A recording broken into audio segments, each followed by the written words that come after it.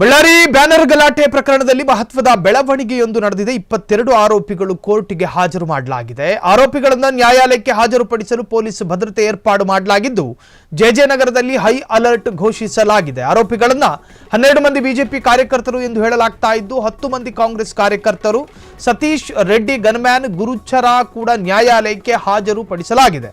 Gunman Charan Singh ವಿಚಾರಣೆ ಪ್ರಮುಖ ಬೆಳವಣಿಗೆ ಪಡೆದುಕೊಳ್ಳುತ್ತೆ. ಇಂದು ಬೆಳಿಗ್ಗೆ 9:30 ಸುಮಾರಿಗೆ ಆರೋಪಿಗಳು ನ್ಯಾಯಾಲಯಕ್ಕೆ ಹೋಗ್ತಾರೆ. ವಿಶೇಷ ಜನಪ್ರತಿನಿಧಿಗಳ ನ್ಯಾಯಾಲಯದ ಮುಂದೆ ಹಾಜರಾಗ್ತಾರೆ.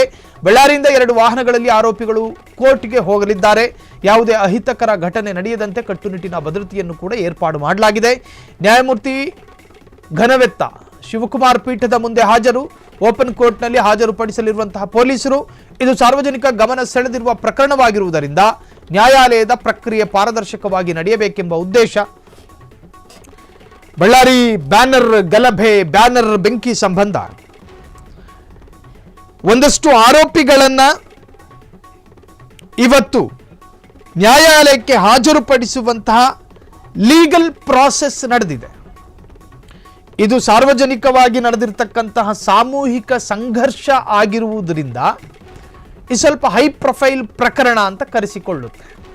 ಕಾರಣ ಹಾಲಿ 2 ಶಾಸಕರಿಬ್ಬರ ನಡುವಿನ ಅತ್ಯಂತ ನಿರ್ಣಾಯಕ ಸಂಘರ್ಷ ಆಯಿತು. ಕೊಲ್ಲೋದಕ್ಕೆ ಬಂದಿದ್ರು ಅನ್ನೋ ಆರೋಪ ಇರುವ ಅಲಿಗೇಷನ್ ಇರತಕ್ಕಂತಹ ಗಲಾಟೆ ಇದು. ಇತ್ತ ಭರತ್ ರೆಡ್ಡಿ, ಅತ್ತ ಜನಾರ್ದನ ರೆಡ್ಡಿ, ರೆಡ್ಡಿಗಳ ನಡುವೆ ನಡೆದ ಸಂಘರ್ಷದ ಭಾಗವಾಗಿ ಒಂದಷ್ಟು ಆರೋಪಿಗಳನ್ನು ಪೊಲೀಸರು ಅರೆಸ್ಟ್ ಮಾಡಿದ್ರು. ಅದಿನ್ನು ಕೋರ್ಟಿಗಿನ ಚಾರ್ಜ್ ಶೀಟ್ ಏನು ಸಲ್ಲಿಕೆ ಆಗಿಲ್ಲ. ಬದಲಾಗಿ ಅವರ ಪ್ರಾಥಮಿಕ ಕಂಪ್ಲೇಂಟ್ ಏನು ಪ್ರತಿಯಲ್ಲಿ ಬಿಜೆಪಿಗರು 35ಕ್ಕೆ ಹೆಚ್ಚು ಆರೋಪಿಗಳಿದ್ರು. ಬಿಜೆಪಿ ಕಾಂಗ್ರೆಸ್ನವ್ರದ್ದು 6-7, ಬಟ್ ಈಗ 10 ಅಂತ ಹೇಳಲಾಗ್ತಾ ಇದೆ. ಒಟ್ಟಾರೆ 2 ಪಕ್ಷದ ಆರೋಪಿಗಳನ್ನು ನ್ಯಾಯಾಲಯಕ್ಕೆ ಹಾಜರುಪಡಿಸುವಂಥ ಸಾಧ್ಯತೆ ಇದೆ. ಇದು ಅತ್ಯಂತ ಸಾರ್ವಜನಿಕವಾದಂಥ ಪ್ರಕರಣ ಆಗಿರೋದ್ರಿಂದ ಹೈ ಪ್ರೊಫೈಲ್ ಪ್ರಕರಣ ಎಂದು ಕರೆಸಿಕೊಳ್ಳುತ್ತೆ.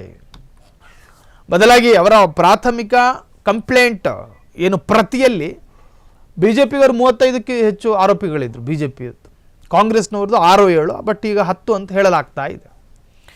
ಒಟ್ಟಾರೆ 2 ಪಕ್ಷದ ಆರೋಪಿಗಳನ್ನು ನ್ಯಾಯಾಲಯಕ್ಕೆ ಹಾಜರುಪಡಿಸುವಂಥ ಸಾಧ್ಯತೆ ಇದೆ. ಇದು ಅತ್ಯಂತ ಸಾರ್ವಜನಿಕವಾದಂಥ ಪ್ರಕರಣ ಆಗಿರೋದ್ರಿಂದ ಹೈ ಪ್ರೊಫೈಲ್ ಪ್ರಕರಣ ಎಂದು ಕರೆಸಿಕೊಳ್ಳುತ್ತೆ. ಬದಲಾಗಿ ಅವರ ಪ್ರಾಥಮಿಕ ಕಂಪ್ಲೇಂಟ್ ಏನು ಪ್ರತಿಯಲ್ಲಿ ಬಿಜೆಪಿಗರು 35ಕ್ಕೆ ಹೆಚ್ಚು ಆರೋಪಿಗಳಿದ್ರು. ಬಿಜೆಪಿ ಕಾಂಗ್ರೆಸ್ನವ್ರದ್ದು 6-7, ಬಟ್ ಈಗ 10 ಅಂತ ಹೇಳಲಾಗ್ತಾ ಇದೆ. ಒಟ್ಟಾರೆ 2 ಪಕ್ಷದ ಆರೋಪಿಗಳನ್ನು ನ್ಯಾಯಾಲಯಕ್ಕೆ ಹಾಜರುಪಡಿಸುವಂಥ ಸಾಧ್ಯತೆ ಇದೆ. ಇದು ಅತ್ಯಂತ ಸಾರ್ವಜನಿಕವಾದಂಥ ಪ್ರಕರಣ ಆಗಿರೋದ್ರಿಂದ ಹೈ ಪ್ರೊಫೈಲ್ ಪ್ರಕರಣ ಎಂದು ಕರೆಸಿಕೊಳ್ಳುತ್ತೆ.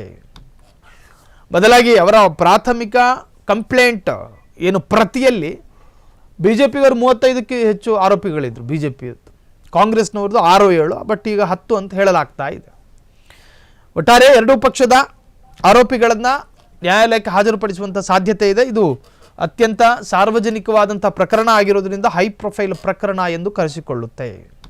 ಕ್ಷಣ ಕ್ಷಣದ ಸುದ್ದಿಗಳಿಗಾಗಿ ಫ್ರೀಡಂ ಟಿವಿ ಸಬ್ಸ್ಕ್ರೈಬ್ ಮಾಡಿ, ಲೈಕ್ ಮಾಡಿ ಹಾಗೂ ಫಾಲೋ ಮಾಡಿ. ಹೊಸ ಸುದ್ದಿಗಳ ನೋಟಿಫಿಕೇಶನ್ಗಾಗಿ ಬೆಲ್ ಐಕಾನ್ ಮೇಲೆ ಕ್ಲಿಕ್ ಮಾಡಿ.